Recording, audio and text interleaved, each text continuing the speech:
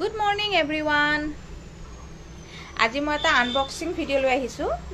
Unboxing মানে কি মানে যোৱাকালি মই বাৰু খুলিছো মানে তথাপিও মানে মই ভাবিছো আপোনালোকক দেখুৱাম। মোৰ মানে বহুত ভাল লাগিছে সেইকাৰণে মই আপোনালোকক দেখুৱাম বুলি ভাবিলো। মানে এটো বাচ্চাৰ হয়, এটো মানে আপোনাৰ হেৰি পৰা আহিছে। আপোনালোকে চাগে ফেচবুকত দেখি আছে।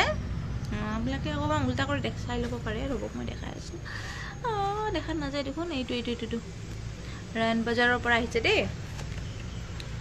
এইটো বস্তুটো কি জানেনে, কপিবিলাকৰ ওপৰত লগাই দিয়ে লেবেলখন, তাতে যে আপুনি চাওকচোন নিজৰ ফটোখন দি আপুনি এনেকৈ বনাই ল'ব পাৰে আৰু কপিৰ ওপৰত লগাই দিয়ক।